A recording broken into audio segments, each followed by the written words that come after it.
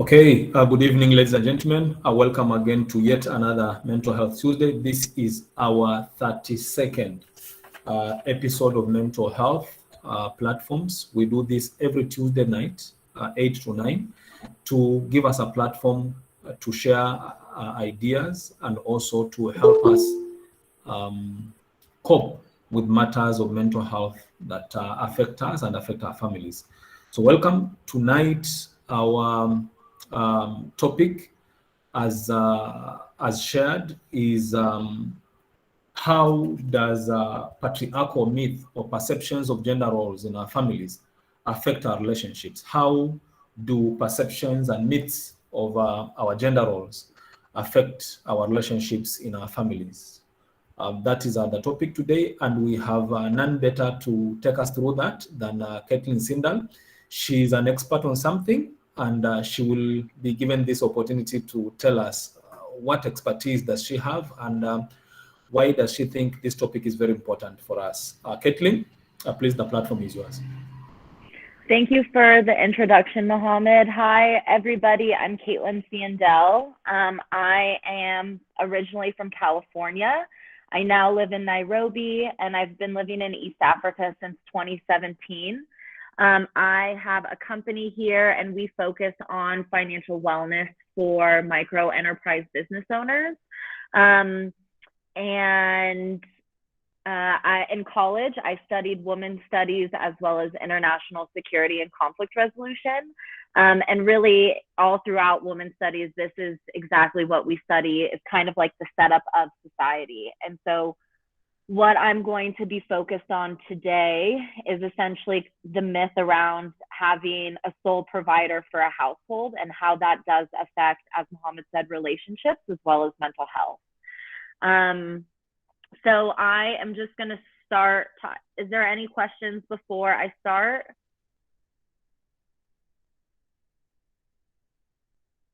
Okay. I apologize because my Swahili is not good enough to speak to you in Swahili around this topic.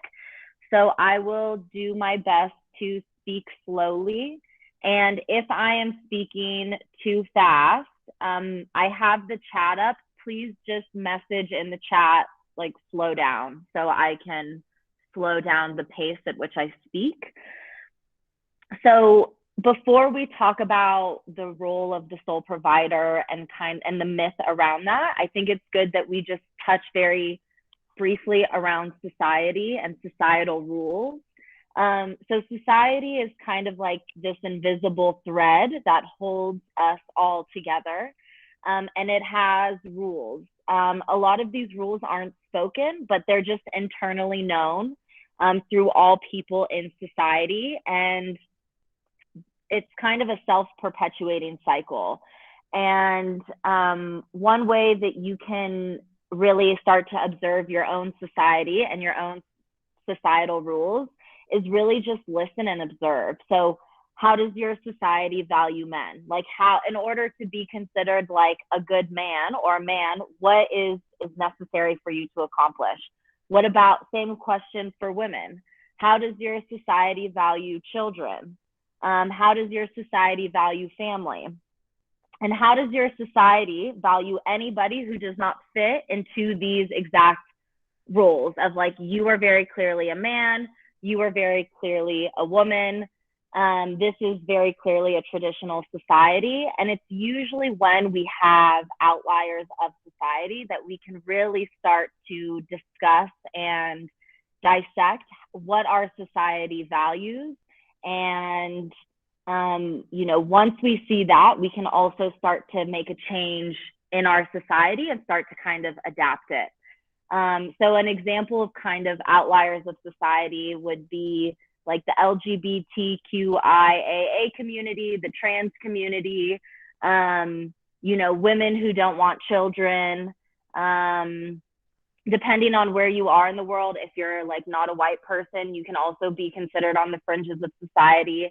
And so all of these things, when you look at those types of people who don't necessarily fit into the mold and how society reacts to those people, that tells you a lot about like society in general.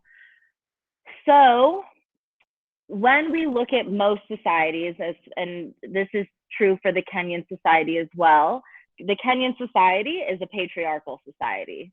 My country is also very much a patriarchal country. And so we're going to just focus really on very traditional gender roles in this conversation. So it's not inclusive of like the LGBTQIAA community or non-binary people, just so we know.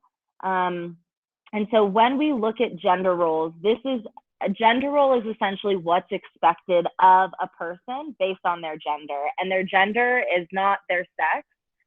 Their gender is like what's assigned at birth. So like you're a man or you're a woman. There's only like two options, first of all, which there are people in the world that don't fit into either of those sections. But, you know, when we look at gender roles through the lens of patriarchy, we see that men their role should be to be the provider for the wife and for the children, that they should have, you know, and be able to meet all of those needs and all of the like material wants and needs of their family.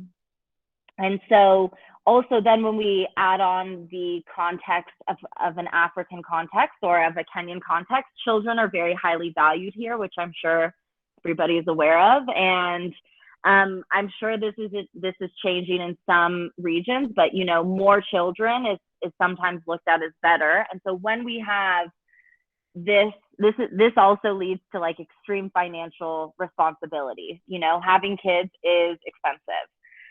So that's really the role of men. And then when we look at women, women should be able to give birth.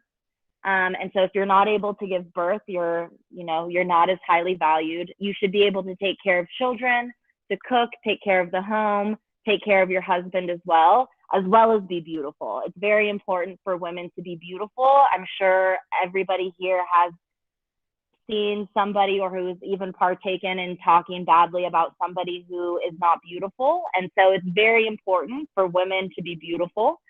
And so really, if you look at both of these roles, these are both full-time jobs and are very emotionally and physically exhausting.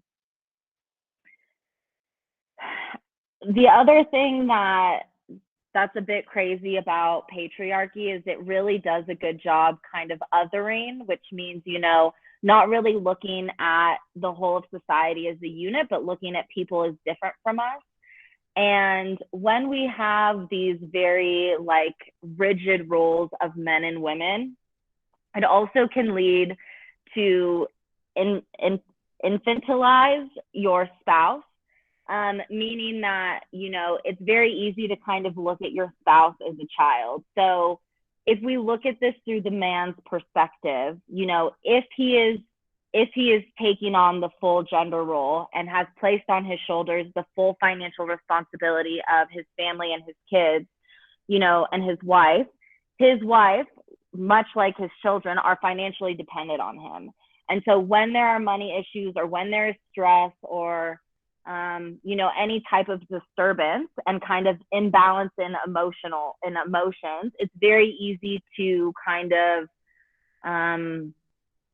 you know, just look at your wife as another child. And so when that situation happens, it's very easy for other emotions to build on top of that, such as resentment, anger, you know, and this can be one of the kind of pathways into also domestic violence. And then when we look at this through the lens of the woman, you know, the woman is at home, she's cooking, she's cleaning, she's taking care of the house. When her husband comes home, the food is ready, the house is clean, the children are, you know, she's fully responsible.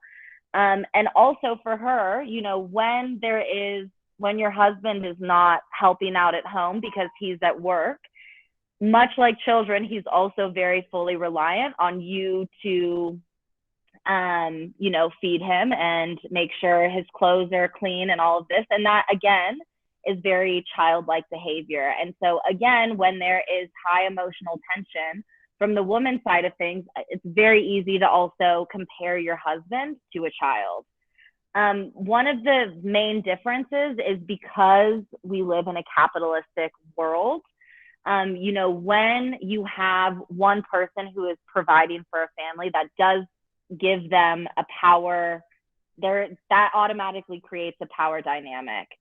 And so when there is this type of power dynamic when it comes to money, it's very easy to start to, you know, control and make threats, which can again lead to abuse. You know, it's like, oh, well, if you don't do this for me, like, I'm going to kick you out of the house and you'll have nowhere to go. Or, you know, which again is not really grounds for a healthy relationship. But because we have a couple that's operating in traditional gender roles and may not even realize or have even questioned this, it's really adding a lot of stress and pressure onto the relationship. You know, there are a lot of examples of sole providers in like one provider household, but that is an extremely stressful situation. It doesn't matter if that financial provider is the woman or the man. It's very, very stressful. And so especially in the world that we live in, and especially, you know, now with all of this crazy inflation, like, life is very expensive. And so having one person who is in charge of bringing in all of the money is a very stressful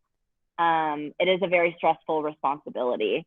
And I think this is just from my own personal observations. I think this is one reason why there is a lot of, like, men have a higher suicide rate than women. So I think that there is, like, this is one reason why there's higher suicides with men.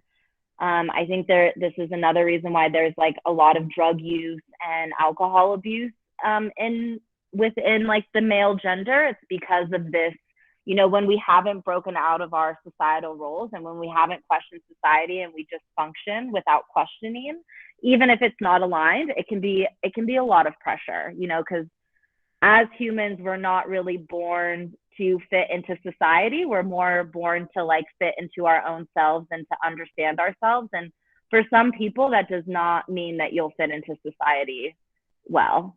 But also there's balance, right? And so again, this is, I think this is really key for any type of relationship, is understanding compatibility and making sure that you have these types of conversations with the person that you are spending time with and the person that, you know, that you're dating, to see if you guys are on the same page, and to make sure that you guys do talk about finances. It's a hard conversation, but it's very, very important. And so really all of this can really lead up to kind of the societal betrayal of the sole provider. And so, you know, when we have, if we have, again, this couple who's operating within these, like, traditional gender roles, now we have expectations from both genders, right? So men expect women to behave in this specific way, and then women expect men to also behave in their certain way and to be able to provide for them and to give them exactly what they want. And to, you know, and men expect their women to, you know, be beautiful, be good mothers, be well-tempered, blah, blah, blah. And really, this doesn't allow for a lot of space of just, like, being human. And when we have these kind of subconscious expectations, more often than not, our expectations lead to disappointment. And with that, coupled with, like, a lack of understanding of your own needs and trauma of you and your partner, as well as communication styles, this can really lead to, you know, very, like, cataclysmic relationship issues and violence or divorce. And divorce isn't bad. Violence we would like to stay away from. You know, if you're not in a good relationship, divorce should definitely be an option for you. And the other reason why this takes such an emotional toll on people is because society places all of the worth of a man and of a woman in an individual being able to provide these things and to meet these expectations. So I'm sure, like, I can give you guys an example very clearly of, like, how I've interacted, or of how, like, Kenyan society and Kenyan gender roles have interacted with me. And obviously I'm a foreigner. I also lived in Uganda, and I've had similar experiences in Uganda. I am 33 and I'm single and I have no kids. And so when I tell that to people here, not everybody, but I have gotten reactions such as like, Kate, you are very old. You're about to expire. Like, you should have 2 kids, you should be married, all of these things. But again, I mean, it's never happened for me yet. Not saying that it won't in the future, but, I'm very much, I've thankfully have had like the privilege to be able to kind of dictate my life without so much societal pressure. But, and thankfully I don't have my worth so much rooted in these ideals. When we have our worth very much rooted in these ideals, whether or not we've taken the time to analyze them to see if this is actually in alignment with who I am and who I want to be and where I'm going, this is when we can start to feel very confused as an individual. So if you have your worth fully, if you're a man and you have your worth fully rooted in being able to provide, and this is something that you're not doing at the moment because the job market's really challenging here, for whatever reason, maybe you've just opened a new business and your business is, still getting its legs under itself. You will feel most likely bad and can potentially fall into depression and like a very deep state of depression because you're battling this kind of invisible conversation and dialogue around where your worth is rooted. And it's the same for women. When women aren't able to meet these expectations of society, and if that's where their worth is very much rooted in, again, they will have the exact same feelings. They'll be feeling depressed. It can lead to being suicidal. It can lead to detachment. So like fully detaching from reality and kind of, turning very inwards. And so this is, and again, when this may be happening very much on a subconscious level, and it's very confusing for people when it's like, I'm doing everything I'm doing everything right, but for some reason I'm still not able to do X, Y, and Z. And so this is why it's very important for us as just individual humans to cultivate a very strong sense of worth within ourselves because of who we truly are, not because of what society dictates us to be. And it's all about, in my opinion, finding a balance and picking and choosing, what you value and how you want to kind of, just function in your own world. Okay. Should we let Alam ask the question? Yes, indeed, Caitlin, thank you very much for that opening presentation. I'm sure some people might want to ask 1 or 2 questions or maybe to give their remarks. And Ahlam had his or her hand up. I'm not so sure. I'm sorry, Ahlam. Kindly take the platform if you wanted to say something. Ahlam Abdallah.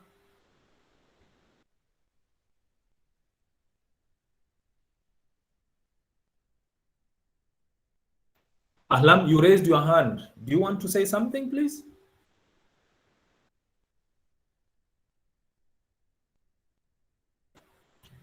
Okay, thank you very much. Maybe it was by mistake. Anybody, maybe anyone wants to share an idea, anyone wants to ask a question, anyone wants to clarify something, you are welcome. Either you can do that by raising your hand, we give you an opportunity to speak, or you can write on the call chat and we will read out your question. Caitlin said something like, maybe this is the reason why we have more men finding themselves in suicide situation than women. Maybe men would want to react to that, or maybe women would want to ask that one. I also have, because I'm almost finished speaking, so I also have some open conversation points that I can pose to the group, and we can just see if anybody feels comfortable enough to chime in. Well, but maybe if I may start for them, all the time when you're going out to work and maybe bringing the money and everything, you kind of feel maybe you are doing the most. And then 1 day, 2 days, it happens, maybe your wife is sick or she travels and you have to take care of of the children and the family in general, and you realize how difficult it is to put yourself in her shoes. Um, I, I, I experienced that kind of what I can say pressure when she traveled for like 3 days, and you have to make sure everybody's going to school, everybody is good, everybody has eaten, everybody is um, fed and taken shower and everything. And I just wouldn't want that experience again, because I realized too much pressure that comes with that kind of responsibility. So maybe it's about time, maybe we changed our shoes, and just for other people to feel how much pressure it is to be in those shoes. Caitlin. Yeah, I think it's always a really great experience putting yourself in other people's shoes. And I think when we start to feel like, in general, when humans start to feel very like worn down or start to have feelings of resentment, the mind starts to tell stories that aren't necessarily true. So like, in regards to the example that you were just saying, Mohammed, like, oh, okay, I'm working all the time, I'm getting really tired. Oh, my wife is just sitting at home watching television. Like, she doesn't do anything. She's so ungrateful, blah, blah, blah. That's not even a true story, right? Like, and so when our mind starts to talk to us like this is where it's really powerful to A, have self-awareness, but B, take a couple of breaths and separate yourself from the thought. And understand and really start to question, is this thought rooted in truth, or is this rooted in something else? Is there any evidence for this thought that it's actually true? A lot of times when we're starting to feel, if we're not feeling valued, or if we're not feeling appreciated, or if we're just really tired, the mind is crazy, and it will literally like to tell you the worst case scenarios that's possible, And so this is also, again, where it's really important to be able to understand not only how you're feeling, but then be able to communicate your feelings to your partner in a healthy way. And this is such a practice of vulnerability. But when we keep things bottled up inside of us, it's not healthy. And it usually leads to outbursts at other times that can be actually extremely inappropriate. And so, when we are in relationships, it doesn't matter if it's a friendship, it doesn't matter if it's with family, it doesn't matter if it's romantic, a safe relationship is one where you're actually able to express yourself and express your emotions, where you're able to cry, and where you can feel supported in that space with your partner. And these conversations are extremely challenging to have, but it's really, really important that these conversations are had. Otherwise, the resentment and the anger will just build.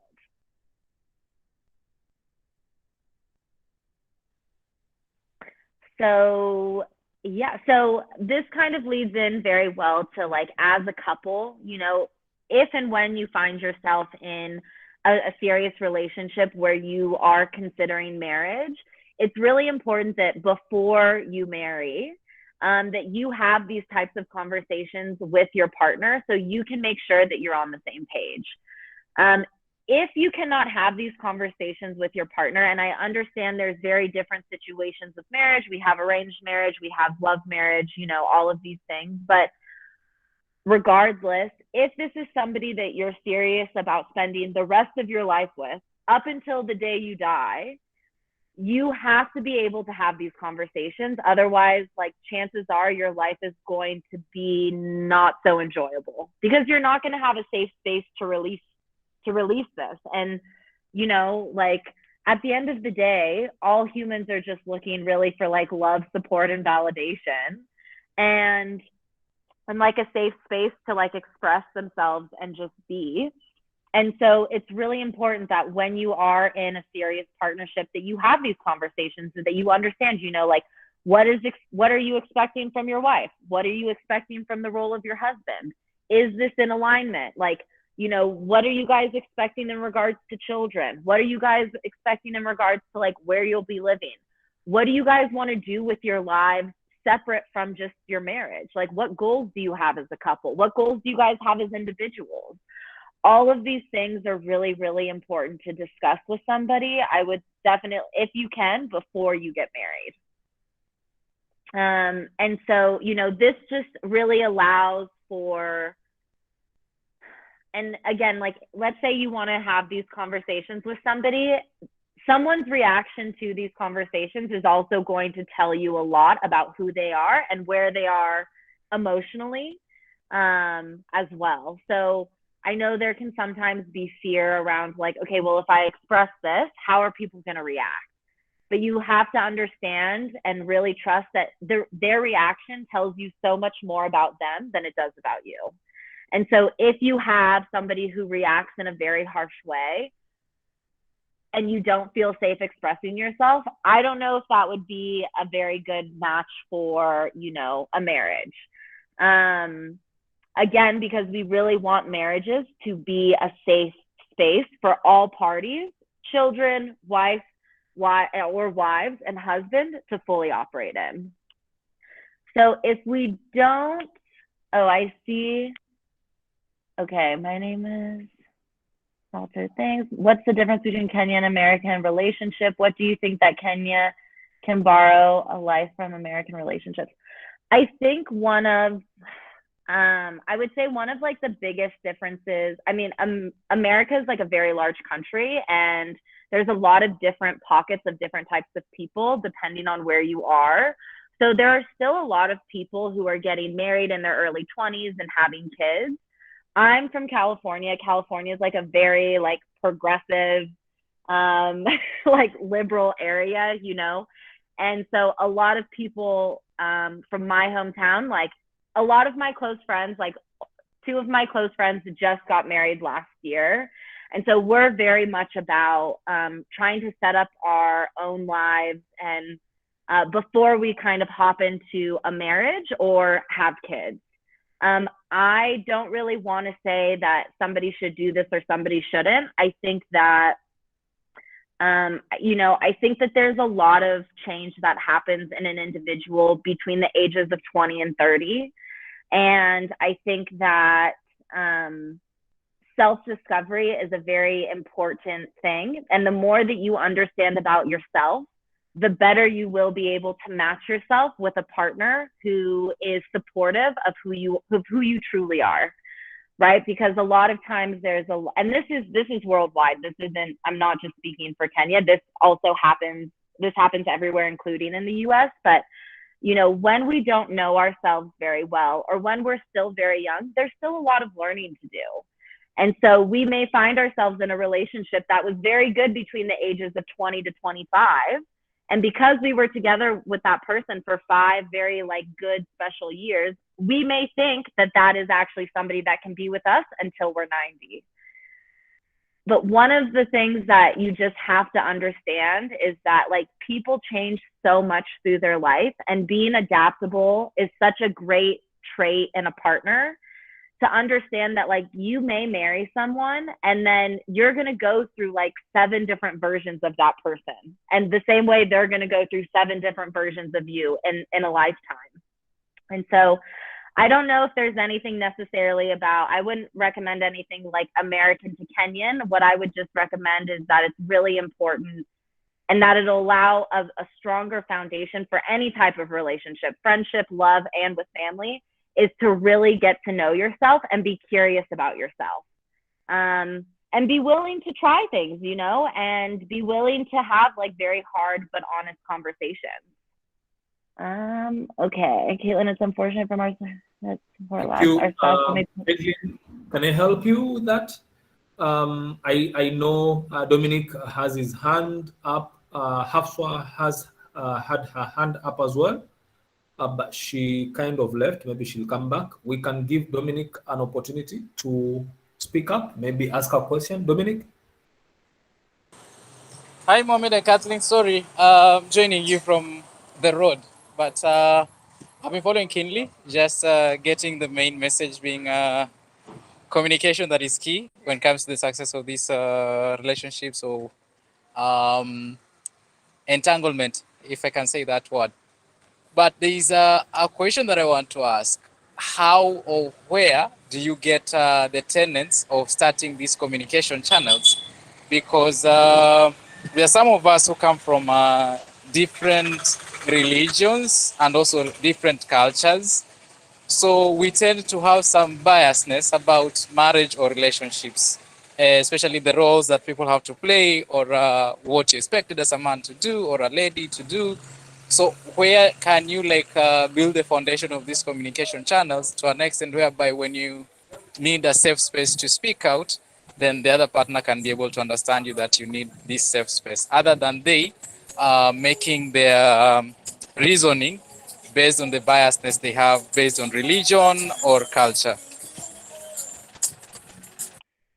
Hi, Dominic. Thanks for the question. Hopefully, you're not finding yourself in too many entanglements. But, I think that when it comes to like communication, sometimes you just have to do it. And, there's usually like better times to have a conversation than not. So, like, let's say you live with your partner and they like come in and they've just walked in the door, and then all of a sudden you're like, let's talk about marriage. Like, they may feel a bit overwhelmed by that, but in general, at least like from my own personal experience, like the hard conversations that I've had, it always also depends on who I'm speaking to, because I know everybody that's like very close to me has different type of communication styles and attachment styles. I can put some links in here that are very good for like self-awareness when it comes to relationships. And yes, so but yeah, you can either start it off by just saying, like, hey, I want to talk about X, Y, and Z. Like, when can we schedule a time to do this? So you guys have like a set time, and it's like people can come into the conversation mentally prepared. Sometimes, depending on the individual and depending on how much exposure they've had to these types of conversations, even if it's not a threatening conversation, they may feel threatened. And because of that, their defenses just go up.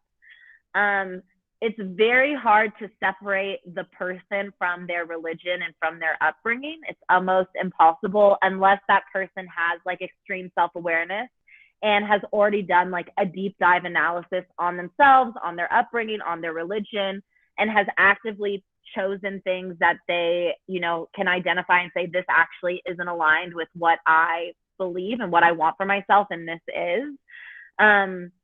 I would also say that when we communicate, we should not go into the conversation communicating with the intention of being right or getting that person to agree with me. We should go into these types of conversations solely to listen and to listen objectively, right? Especially if you do want to find a compatible partner, it's not your job to force somebody into your belief system. Really, what you want is to find somebody who's already aligned within your belief system. And so giving people the option and letting people answer and speak very freely without judgment is very important. And I think, again, also really just kind of dictates and allows for a safe space. And so sometimes that can require, maybe you want to have a notebook with you so you have that you've written down points that you for sure want to talk about. And then as your partner is talking about, you can write down points that they've said that you can tell are very important to them that you may want to touch back on when it's your turn to talk. Another just kind of communication tool in general that falls under like nonviolent communication is the idea of using I statements, not you statements.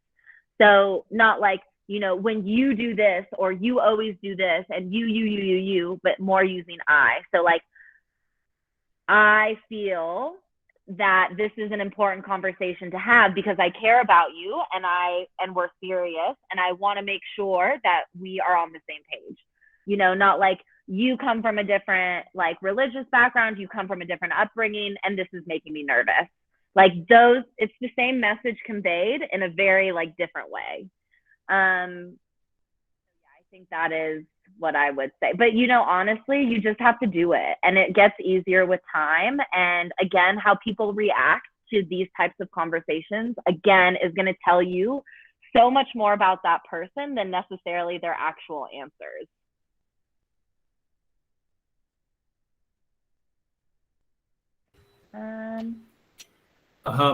Thanks, Caitlin. There are some of us who wrote on the call chat. We had a message from Mama Riziki Hamisi Makusirikwa. She says, Caitlin, it's unfortunate from our society, community that support lacks. Our spouses, or let me put it this way. Let me read it from there. Let me put it this way. Their perception is if they are providing food and shelter, that is enough, and no anything else you need. Yeah, What's so your again, this is one of the issues with patriarchal societies, and is really, you know, it kind of dictates this, again, that like a man is not supposed to be emotional, and really the only emotions that are okay for a man to show is like anger and like competitiveness, but like never fear, never sadness. And so, you know, this is not realistic because men are human and humans have emotions, but society has dictated to men that it's actually not safe for you to share these emotions. And so I think, personally, my personal opinion, like having emotional support is one of, if not the most important thing, one of the most important things in a relationship. And being safe to express yourself throughout all spectrums of emotions is a very vulnerable act, which is why it's so scary, but it's so important. And it actually deepens bonds with people.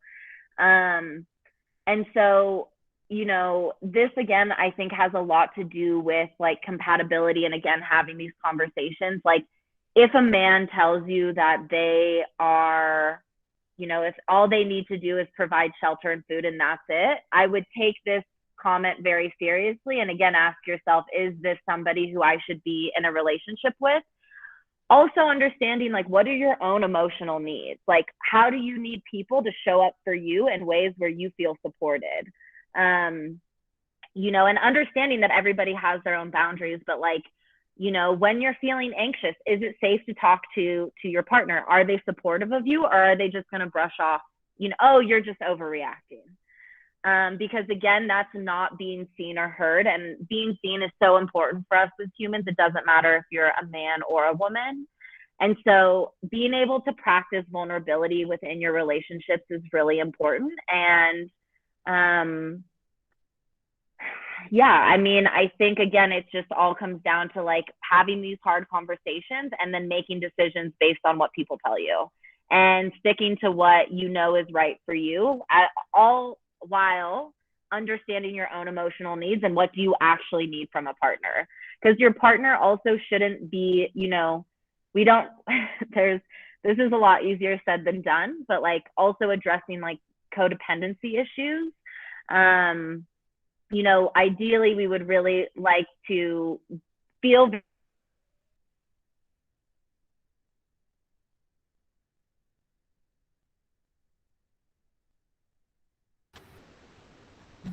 Hi, Caitlin.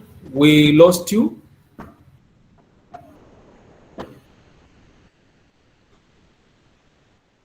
Guys, we seem to have lost Caitlin there. I think it may be network issues. Let's hope she comes back. I can see some questions and opinions on the call chat. Can we keep those ones coming? When she comes back, we will be able maybe to let her respond on those ones. In the meantime, let me try to call her.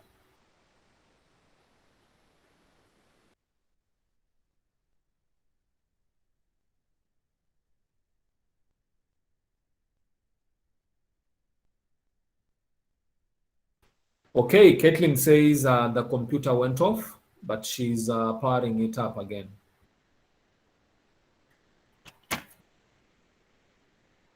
So maybe we can have one of us. Hafswa, you wanted to ask a question or you wanted to give an opinion. Would you want to wait for Caitlin or would you want to just engage us as we wait for her? Hafswa.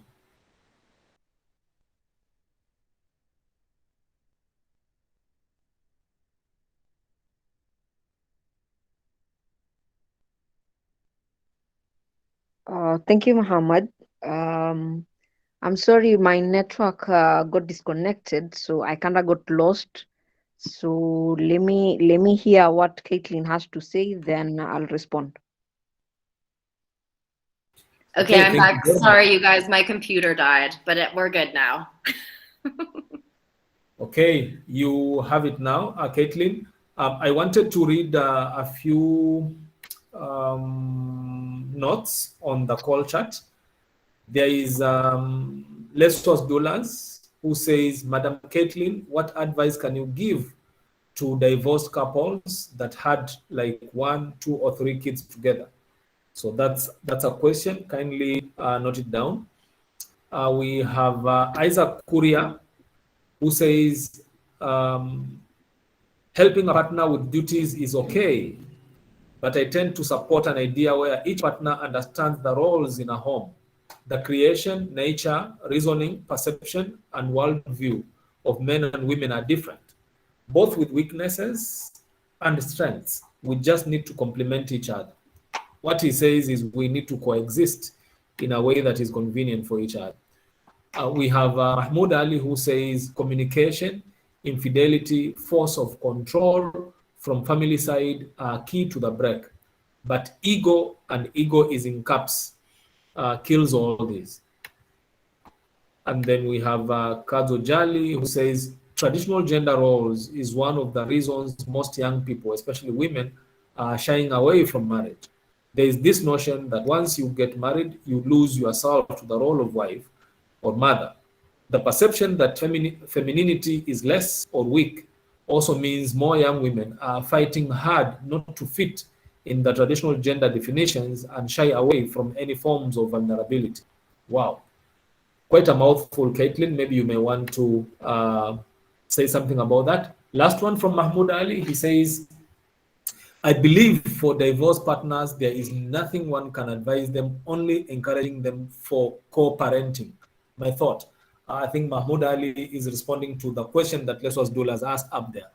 Over to you, Caitlin. We still have around 8 minutes to the top of the hour. Plus or minus 5 minutes, then we close.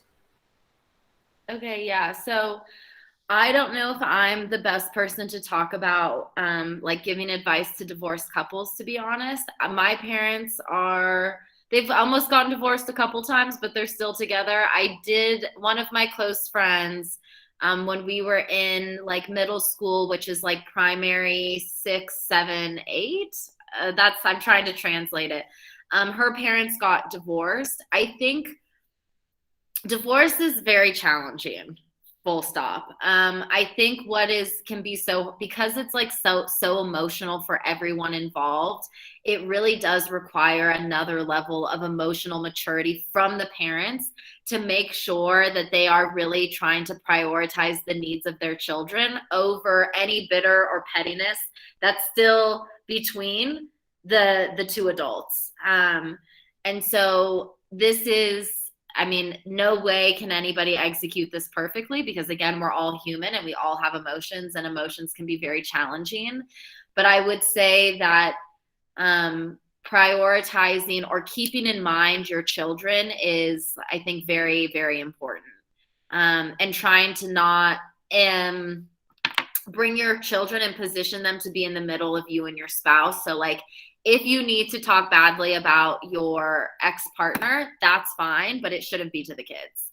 You need to find somebody else to vent to. And it can be really hard. And it's not going to be done perfectly, but to remember that your kids are still children, and that despite what has transpired between you and your partner, your kids may still, and probably still do, love that their other parent, because that's still their mom and dad at the end of the day. And so trying to keep that at the forefront when making decisions, I think, is very important. Yes, that's as much advice that I actually feel comfortable giving, because again, I'm not super knowledgeable and personally haven't gone through that experience. Yeah, I don't know. I can't really remember. I remember, okay, so the coexisting, everyone defines this. Again, I think this is all about making sure that you have this open conversation with your partner to make sure that they understand what you think and that it is compatible with what they think, right? Because sometimes we have two people coming into a relationship and they never communicate this. And one is expecting something, the other is expecting something else, and then it's just constant headbutting. And it's because we haven't had like the hard conversation of like, what do you expect from me as your partner? What do I expect from you? And if it's compatible expectations, you know, then that is very helpful. And also understanding that these expectations will most likely change over time, and that the needs of your partner is also going to change over time as they age and as you age. And again, just trying to check in with your partner and your spouse as much as possible. And it's really hard when you're working and, you know, you have kids. It gets very easy to kind of forget that you also have this relationship with someone, but really trying to make sure that that is front of mind, and that's a relationship that's taken care of, because that relationship affects everybody in the house, including like children, most definitely. And setting these examples and letting your kids hear and see you have these hard conversations is really, really healthy for the kids. Obviously, like all within like reasonable things, you know, we don't want to give kids too much information, but having them see that like, oh, mom and dad have like hard conversations and it's okay. And they, you know, maybe they fight, but they come back together, and this is how they resolve conflict. Like giving kids a healthy example of conflict resolution is so important to like the general well-being of the child and having them come into an adult in a very healthy way. And then the last one about women, like young women, because of these gender roles, like shying away from marriage. Yeah, for sure. I mean, I think, you know, as women also are more financially independent, that also, when we look at the need for a relationship now changes. And now what women are looking for isn't a man to necessarily provide them with material things, but to like provide them and to act and to be a partner for them, like in an emotional capacity as well. And so really this is kind of the evolutions that, I mean, you can just look across like all different types of societies, but like as there's more financial access for women, and as women come into like their own financial standing, automatically the dynamic between the relationships of men and women are going to change. And sometimes men feel very threatened by this. Again, it's because they're like, this is what I, on a subconscious level, this is what I was supposed to do. This is where my worth is. Now I don't have that. Now what am I good for? When in reality, you know, your worth is inherent just because you're alive, and there's so much more to offer somebody than just money. But again, it all comes back down to like, are you able, like, have you done work on yourself, and have you practiced vulnerability enough to be able to come to the table with like your own like emotions and vulnerability? That's like a whole nother conversation.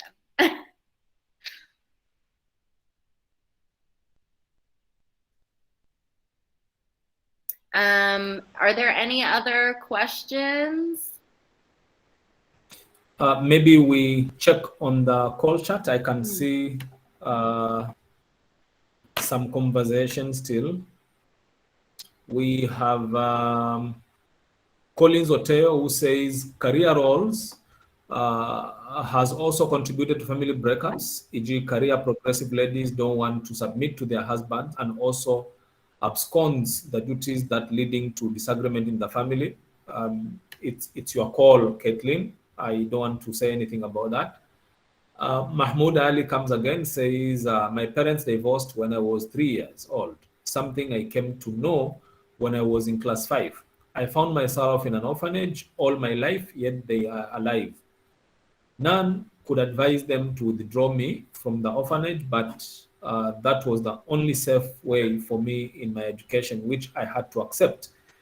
till to I grow to who I am, which made the attachment between me and them at par. To an extent, I found myself living alone. It's a long, tough journey. All in all, for divorced partners, things are hard. Whoa. Our sympathies, Mahmoud. Kato Jali says, trying not to get heated. A very engaging chat tonight.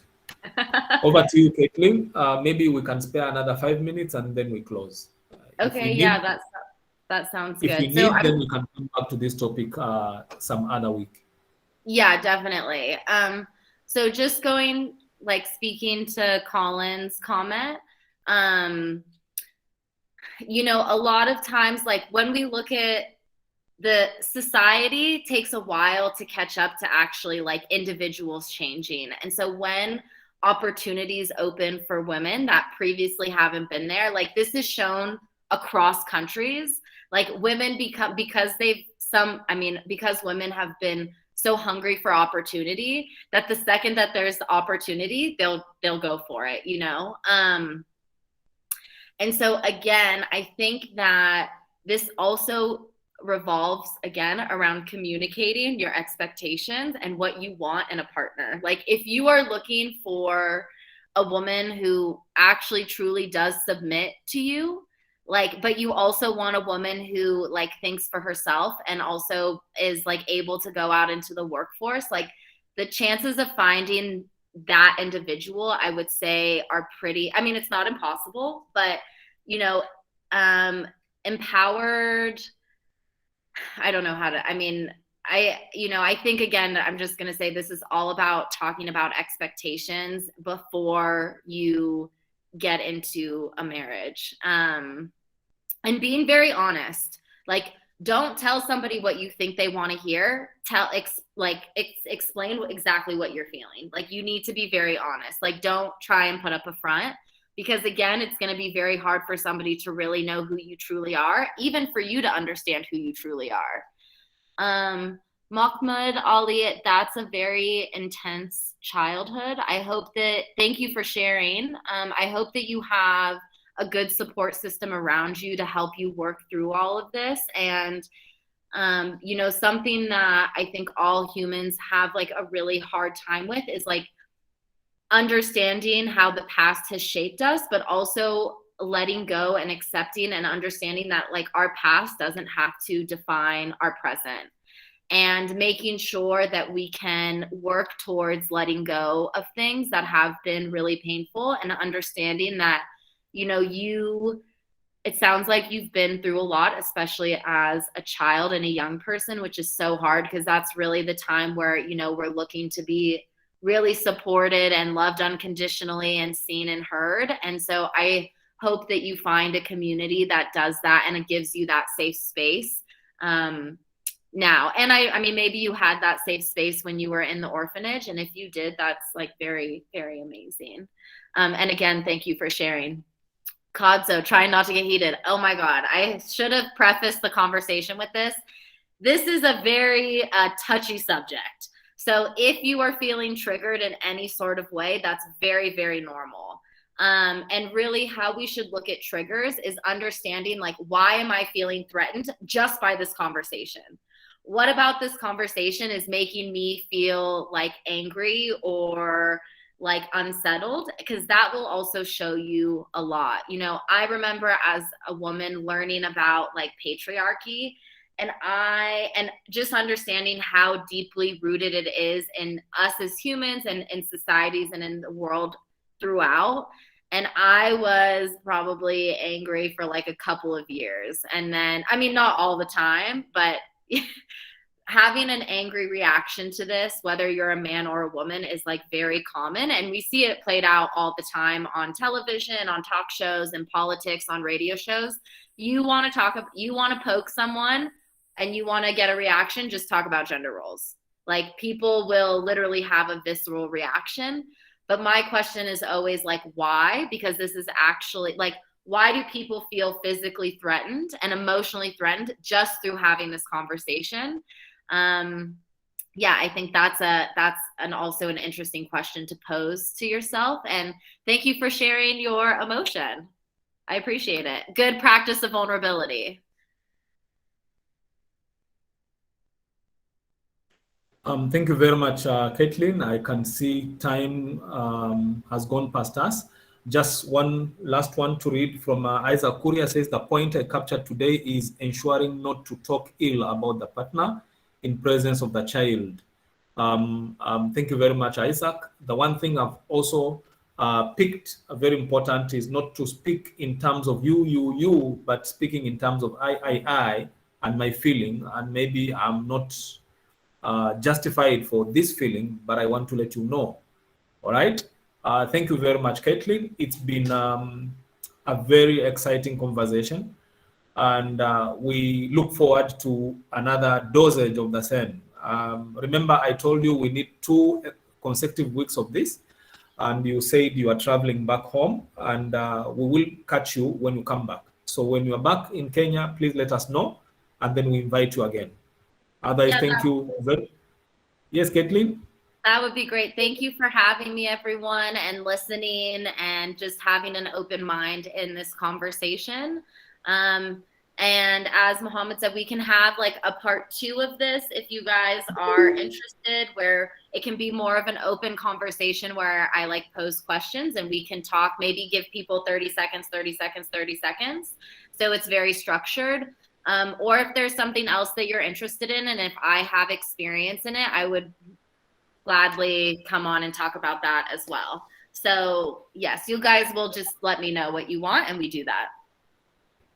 Thank you very much again, Caitlin, Ciendell. It's been a blessing to have you on the platform, and we wish you all the best as you travel back home. And for everyone who's tuned in, thank you very much for your patience and for your engagement, and good night.